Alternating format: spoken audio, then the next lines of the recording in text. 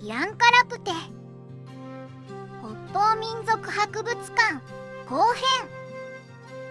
いきなり続きから。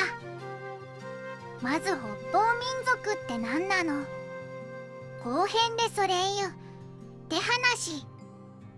北半球の主に寒帯亜寒帯気候の地域に暮らす北方民族。人類が誕生したのはおよそ500万年前のアフリカ。そこからいろいろな場所に移住をし、いろいろな文化が生まれ、家族ができて、町ができて、国ができて、そんな中でも暖かくていいねって場所は人も増えるもの。寒い地域で暮らすにも理由があり、方法がある。長年かけて作り上げてきたそんな北方に住む人たちに、どうやって生活してんのって探っているのがここ。間違ってたらごめんね。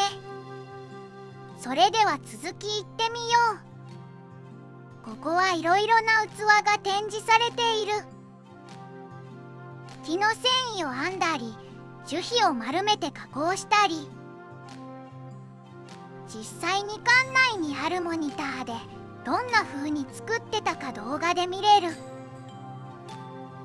これは今から1000年くらい前のオホーツク文化のコーナー。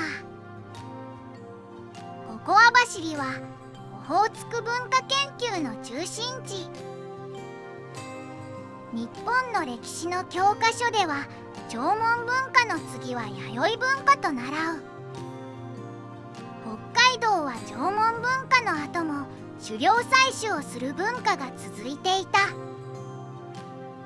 この文化を続く縄文と書いて続縄文文化という。北海道には弥生時代がない。寒冷な北海道での稲作はできなかったからね。その後のオホーツク文化の遺跡がある。オホーツクの生活で欠かせないのが海に生きる動物の狩猟。海の動物と陸の動物では使用するものも変わる。クジラやトド、アザラシなど狩猟して生活していたんだ。昔の歴史的な考古学の資料からわかる。昔の北方民族の暮らしを紹介する。網走も含むオホーツク海沿岸に見られる。オホーツク文化の遺跡から発掘したものが展示されている。当時の竪穴式住居は約2メートルの深さの建物。大人数が住むサイズの住居だったようだね。埋葬は屈葬と呼ばれる足を上げた形が多い。頭には土器が逆さまにかぶせられていることもあったようだ。左の写真は馬の頭の骨、右側が鹿の骨。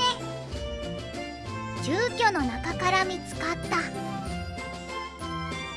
網走式太一城から北三条東2丁目にかけてあるオホーツク文化の代表的遺跡、モヨロカイ塚。そこから出土されたものも展示されている。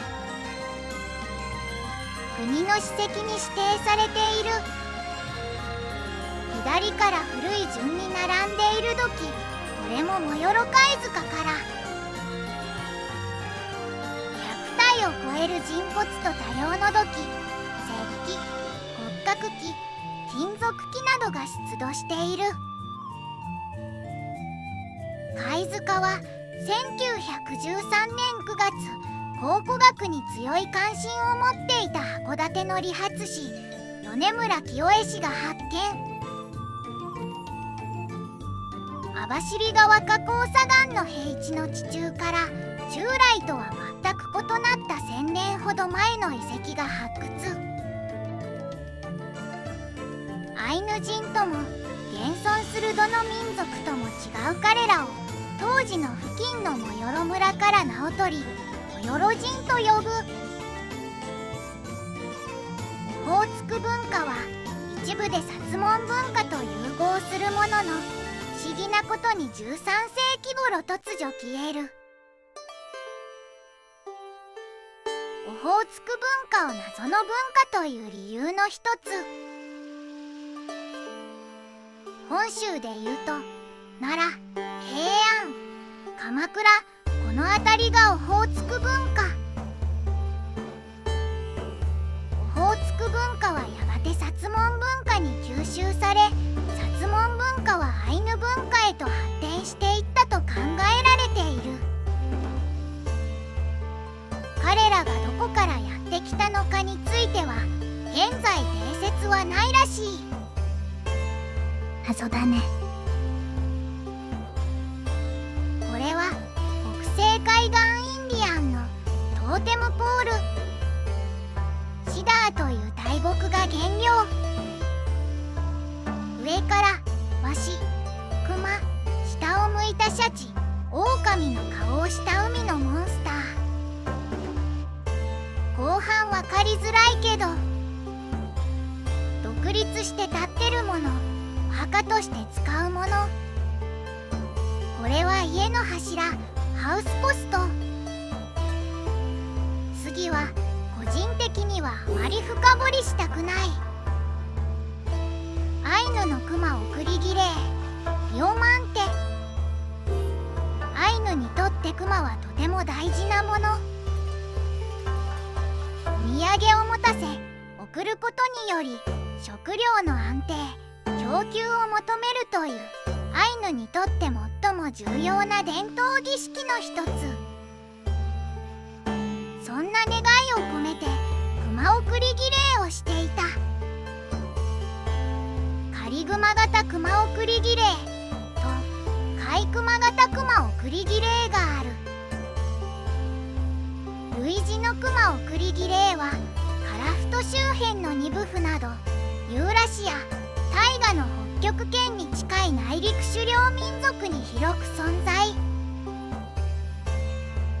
北海道におけるイオマンテの儀式は1955年に北海道知事命による通達によって野蛮な儀式として事実上禁止。2007年4月、通達を撤回している。かなり割愛してるけど気になる人は調べてみて。ここは北西海岸インディアンの仮面が置いてある。木材が豊富な地域だからいろいろなものを木材で作っている。中でもカナダのクワキウトル族の仮面、サンダーバード、ワタリガラス、ワシなどの鳥はクワキウトル族の神話上において重要で、その中でもサンダーバードは全ての精霊の中で最も高貴な魂であり、儀式の時にかぶった鳥の仮面は冬の儀式で使用していて、夏の間人々は集落を離れ分散して生活しているが、冬になると一つの集落に集まり冬の儀式を行う。また会えたね、よかったねってことだね。この怪しいのはルハ族のシャマン衣装。自然の精霊との交信をすることができるというシャマン。儀式は夜に行われ、太鼓とバチを持ち鳥のような装束を着たシャマンが歌を歌い体を動かすと精霊がさまざまなことを告げてくれるという。仮面はシャマンが自分で作成するらしいぞ。現在もモンゴルのあたりに現存しているらしい。次は北方民族の楽器。アイヌの人たちが愛用していたトンコリやチンギス・ハンの伝統を受け継ぐ騎馬民族モンゴル人の象徴ともいえる楽器馬頭琴などが置いてある。個人的にはアイヌの黄金ムックリ、この音楽はアイヌって感じがとても風情があっていいよね。現地にはいろいろな楽器で奏でている映像があるから見てみてね。クワキウトルという北西海岸インディアンのトーテムポール。一番上にはハマツア、結社の長を抱いた灰色グマ。その下には渡りガラスが彫刻されている。渡りガラスはクワキウトルだけでなく広く北西海岸インディアンにとって身近な動物。神話の中では英雄的な存在。一番下はクワキウトルの伝説によく登場する。狩猟、漁労、採集、トナカイ飼育などなりわいには地域性が濃いよってコーナー。狩りのためのさまざまな道具が置かれている。その中でも一番見てほしいのが法の規制二股盛り。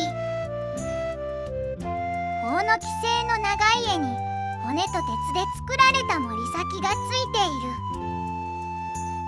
網走のアイヌが明治期頃に使用していたとされるアザラシ狩猟用の森。流氷がある時期に狩猟してたんだって。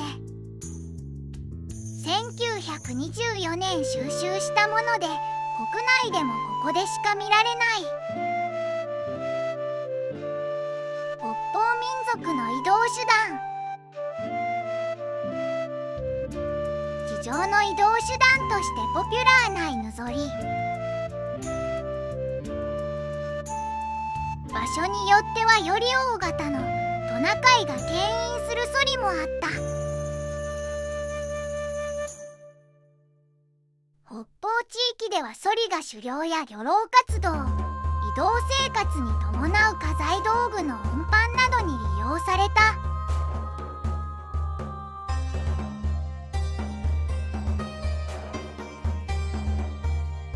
北方ユーラシアのトナカイ飼育民の多くはトナカイソリを用い、ツンドラではカキもトナカイソリが利用されたらしい。